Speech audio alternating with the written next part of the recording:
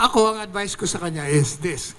Sabi ko, Mr. President, ang advice ko sa iyo, tumakbo ka munang mayor. And then, sa 2028, mag-resign ka, tumakbo kang vice president ng anak mo. Pag Duterte, maniwala ka, lahat ng mga kaalyado mo na bumaliktad lahat, babalik sa iyo yan bago magkaroon ng halalam. Bakit? Kasi sigurado kayong panalo. Sabi niya, sige. Sige, sabi niya, ituloy mo yung advocacy mo ng Duterte, tingnan natin.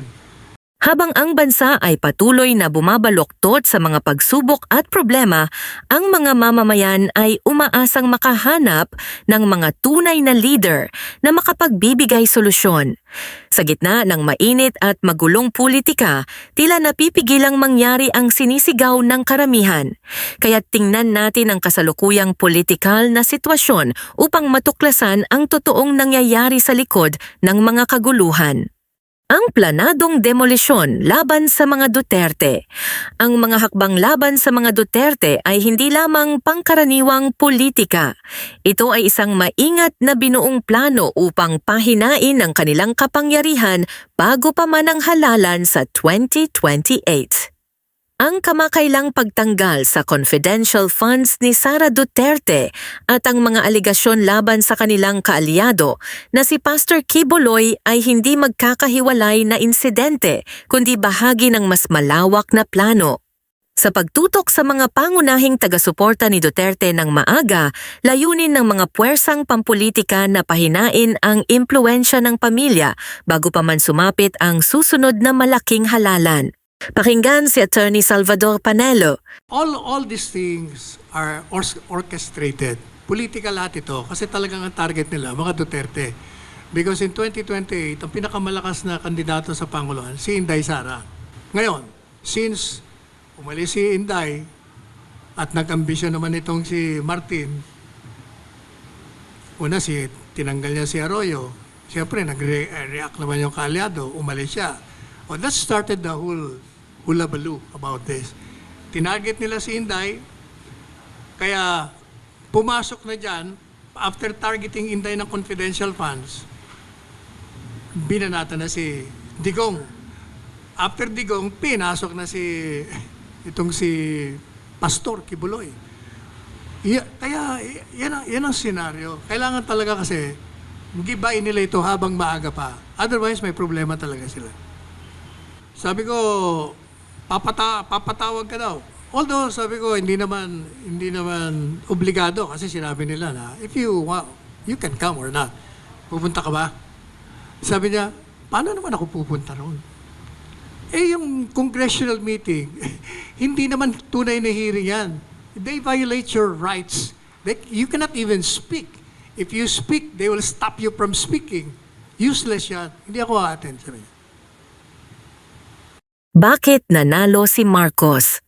Ang tagumpay ni Ferdinand Bongbong Marcos Jr. sa halalan noong 2022 ay nakaugat sa kanyang desisyon na makipag-alyansa sa pamilyang Duterte sa halip na tumutol sa kanila.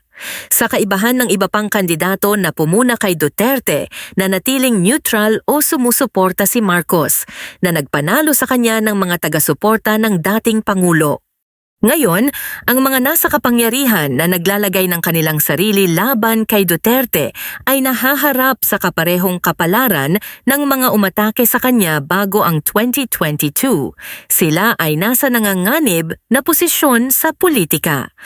Tulad ng ipinakita ng kasaysayan, ang malalim na pagmamahal ng mga Pilipino kay Duterte ay isang hindi maikakailang puwersa at ang mga tahasang sumasalungad sa kanya ay kadalasang nagtatamo ng pagkatalo. If you remember, as then Chief Presidential Legal Counsel and spokesperson of the President, previous Duterte,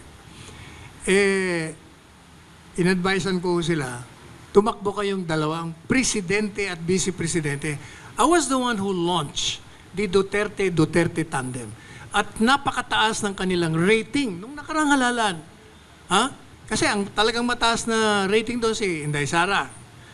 Pero for personal reasons, bumaba siya.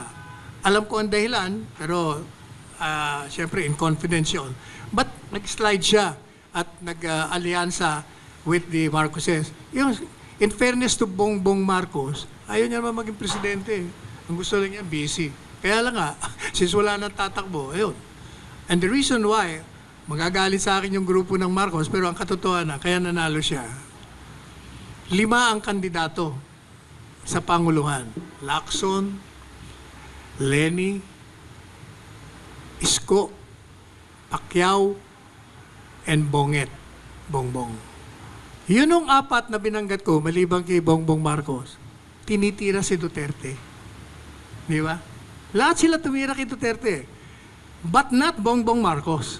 He kept quiet. In fact, pinupuri niya si Duterte at sinabi niya, pag siya nanalo, he will continue with the policies.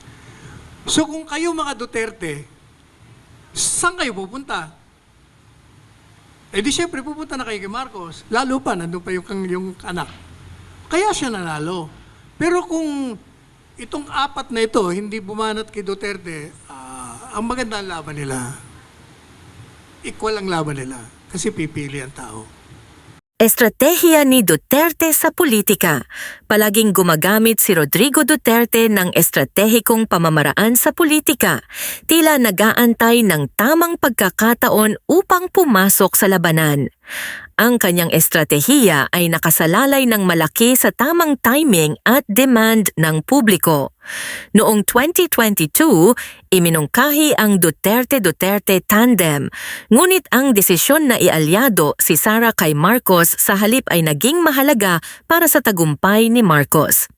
Sa hinaharap, malakas ang espekulasyon na maaaring bumuo ng isa pang Duterte-Duterte na kombinasyon sa 2028. Kung saan iminungkahi ni Panelo ang isang posibleng takbo ng mag-ama para sa Vice-Presidente at Pangulo ayon sa pagkakasunod. Ang tandeming ito ay tinitingnan bilang hindi matatalo dahil sa kanilang patuloy na kasikatan. Ako, ang advice ko sa kanya is this. Sabi ko, Mr. President, ang advice ko sa iyo, tumakbo ka munang mayor. Dahil kung ayaw ni Basting tumakbo, kailangan mo ang Davao. Pakita mo na you're leading that. Kasi yung Nograles, sinisira siya ng mga Nograles, mga walang utang na loob eh. Pakitapos niyang bigyan ng posisyon, pakitapos niyang hindi ginantihan ng ginagawa sa kanyang paglapastangan nung nabubuhay pa yung ama. Eh, yun, niyayari siya ng gusto. Sabi ko, tumakbo ka mayor. And then, sa 2028, mag-resign ka, tumakbo kang vice president ng anak mo. Pag Duterte, maniwala ka, lahat ng mga kaalyado mo na bumaliktad lahat, babalik sa iyo yan bago magkaroon ng halalam. Bakit? Kasi sigurado kayong panalo. Napakalakas niyong mag-ama. Walang makakatalo sa inyo. Kahit ano pang gawin. If you notice, hindi ba nag-alyansa lahat? Nag-alyansa lahat ng mga partido eh. Ha? Lahat ng partido ng mga dati niyang kakampihan. Ang kalaban, magiging kalaban, PDP laban. Pero when he ran for the presidency, wala siyang kakampi. Walang gobernador, walang mayor, except for one, Governor Amante, walang barangay kapitan. Overwhelming. Kaya sabi ko, panalo ka kasi ang record mo speaks for yourself. Pati si Inday. Ang Pilipino, maniwala ka, hindi kayo iiwanan ng Pilipino pagdating sa halalan. Kayong mananalo. Kaya magbabalikan lahat yan kasi alam nila mananalo kayo, o di, delikado na naman sila. Definitely, yan ang politika. Whether we like it or not, that is the culture. Wala ka na magagawa niyan. Sabi niya, sige. Sige, sabi niya, ituloy mo yung advocacy mo ng Duterte, tingnan natin. Gano'n naman yun. Hindi niya sasabihin sa'yo. Ever since, kahit na, di ba, ako nagpatakbo sa kanya. It took me 10 years, di ba? 10 taong ko niligawan niya, buwinisit. Eh, ayaw niya nga talaga. Hanggang sa last minute, di ba, ayaw mag-file. Gumawa na naman ako ng paraan hanggang finally, napa-oo ko.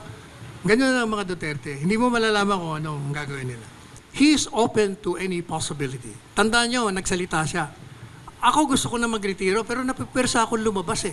Dahil sa nangyayari sa bansa. Pero ako, kung ako tatanungin, talagang dapat tumakbo sila. Yan lang ang magiging solusyon sa lahat ng problema ngayon. Ang pag-uudyok ng mamamayan. Ang matibay na koneksyon ni Duterte sa mga Pilipino ay nananatiling isang pangunahing katangian ng kanyang karera sa politika. Mula sa kanyang mga unang araw bilang mayor ng Davao hanggang sa kanyang pagiging pangulo, ang kakayahan ni Duterte na makipag-ugnayan sa karaniwang mga Pilipino ay hindi matutumbasan.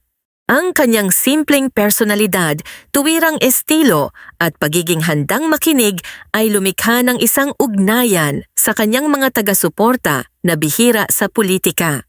Ang pag-uudyok mula sa grassroots level na ito ay madalas na naging pangunahing puwersa sa kanyang mga desisyon at kung muling susuportahan siya ng publiko, hindi magiging nakakagulat kung makita siyang bumalik sa makapangyarihang papel sa politika noong 2028 marahil bilang vice-presidente.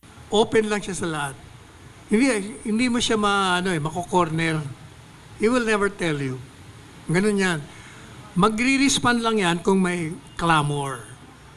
Pag may clamor, kasi I remember nung di ba, hindi na siya nag-file ng certificate of candidacy.